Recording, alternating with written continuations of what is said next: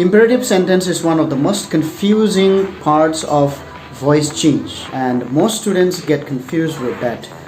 But I'm gonna break it down step by step today and make it easy for you to understand. So stay tuned, watch the video till the end, and I am 100% sure that you will be able to understand it in a very, very easy way. So let's get started.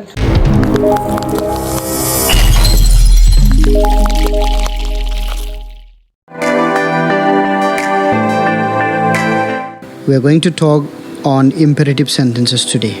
We know that imperative sentences generally start with a verb. I have put one example here. Go there. Go is our verb, and we see there. There is not an object. It is an adverb. Adverb of place. Okay? So this is not going to make an object in the sentence. I have already told you in the earlier videos that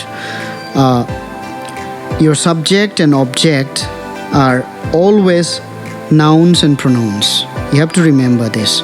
So other things like verbs, adjectives, prepositions, these kind of words are not going to make your subject and object. Okay? So most of the cases you will find sentences starting with a verb. Okay? Imperative sentences starting with a verb. So this is the kind of sentence we have.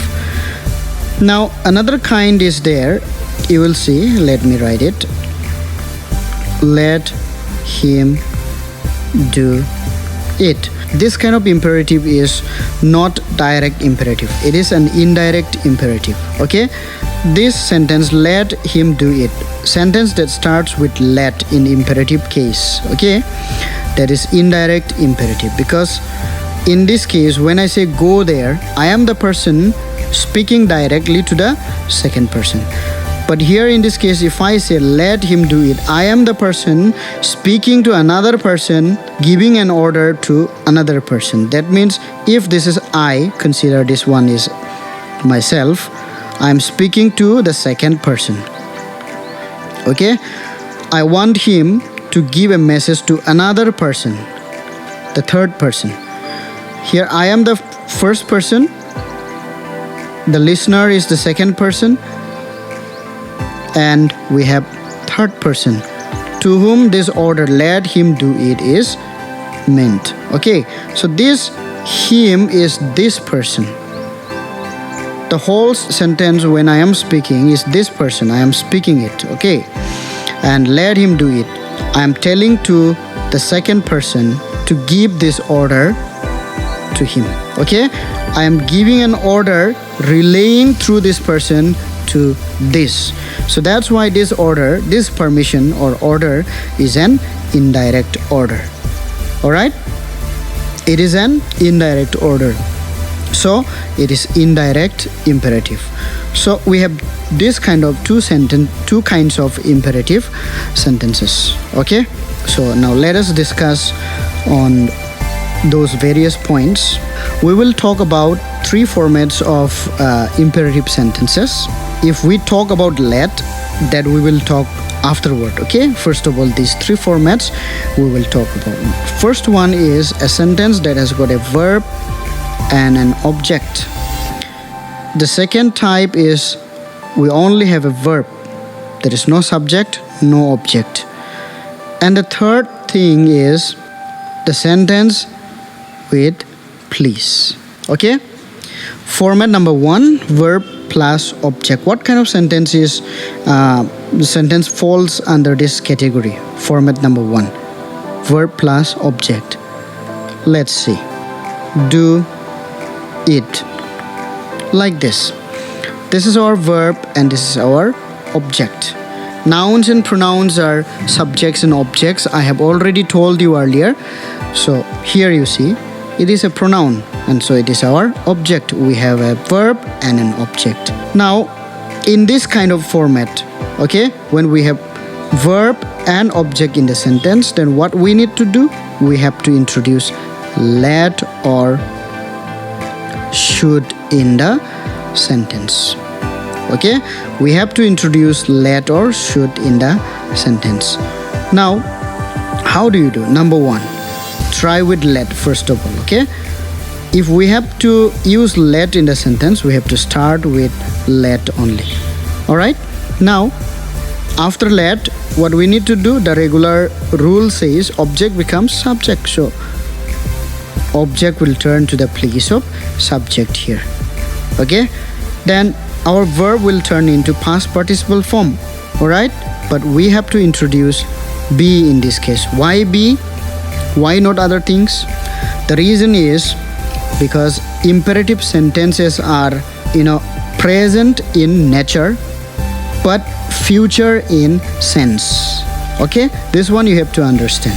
That means when you look at the sentence do it, it seems present because our verb is present, but then the meaning, the sense of the sentence is future. When I say do it, you have not done the action yet. Okay, you are yet to do something.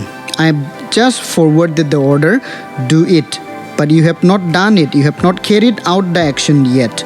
So action will be carried out in a short while. That means very shortly you are going to do the activity, the action. That's why the action is now future in sense but present in nature because it is present tense. Alright, so since it has got the sense of future action, we have to use simple future tense format. That's why we introduce be here. Let it be. Now our verb will turn to past participle. Let it be done. That's how we do it. Now by introducing should in the sentence, okay, how do we do it? When we introduce should in the sentence, we have to start with the object. Object becomes subject. It, okay, it becomes subject.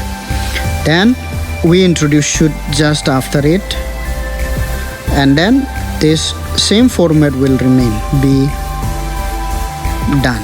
It should be done. So this kind of sentences where you have verb and object, these are the two ways you can change. By using let, when we use let, sentence becomes like this, let it be done. By using should, sentence becomes it should be done. Okay, I hope you have understood it. Okay, now the next format is where you have only verb. There is no subject, no object. Okay, we have only verb in the sentence. What is the example? In the first place, we wrote an example which was go there.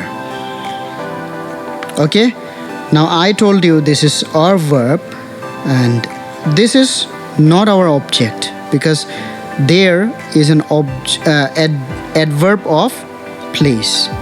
There is an adverb of place. So that's why, since this is an adverb, it cannot become our object. Okay, it cannot become our object. Remember this. Now how to change this kind of format of sentence? So whenever you find only verb in the sentence, you have to remember one thing. You have to use a phrase like this: you are so and so. Why I'm writing question marks here, you will find it. We have to first of all understand the mood of this sentence. What kind of mood is it creating? Is it an order? Is it a request? Is it an invitation? Whatever it is. Okay, is it a command? You have to think of the mood of the sentence first of all and then introduce it here. You are, if it is an order, we'll write ordered in the past participle form. Okay, so let's talk, it is an order. You are ordered, and then we introduce to infinitive in the sentence here, to infinitive, and the verb will remain as it is, we don't change. Okay, in imperative sentences the verb will always be in the base form. Okay, that's why to infinitive is used, and with to infinitive it is always to and a simple present form of the verb. It combines like this together, so together we call it to infinitive verb. Alright, so you are ordered to go, then what comes here? Whatever is left, we just write it as it is. You are ordered to go there. Now let us talk about where is the place that we have changed the sentence from active to passive. Where is it? Right here it is. Okay, now how can we do justice by writing you are ordered? Think if you can. But then it is very simple. When we have an imperative sentence, okay, when we have an imperative sentence, see at this corner, okay, the first person is talking, person 1 is talking to person 2. Clear? So that is why instead of saying you go there, he simply says go there, simply omitting this out of the sentence. But this word you is very much there, and that's why, because this is an order, you go there is an order, we introduce this verb here. You are ordered. That's why this you comes and are ordered. You is taken plural, and that's why we have to use this auxiliary verb are in the case of you in the present tense. So you are ordered. That's where our passive lies. This is our passive. So from this sentence to this sentence. Clear? Okay, now sentence with please. It's very simple. Okay, you will like this kind of sentence very much.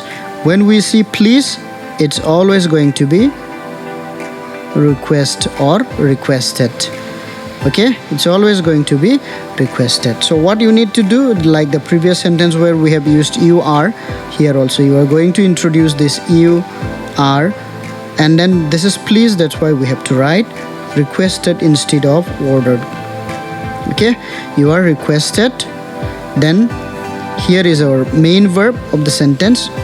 We introduce this infinitive to and write the verb as it is. You are requested to give me a glass of water. Okay, this is how it is. This is the simplest form. You don't have to confuse it. When you see please in the sentence, just go for you are requested. Nothing to think. Okay, only thing is, remember the main verb, it's going to be written in this form, to give. Okay, like to go in the other sentence we have seen. Now it is to give. It is our infinitive.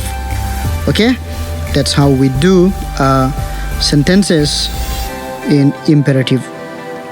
Okay, now let's see regarding let in the sentence. Alright, let's see with let now. You already got this sentence.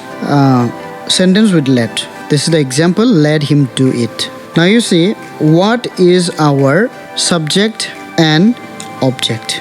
Okay, this is our verb, this is our object, this is our subject. Clear?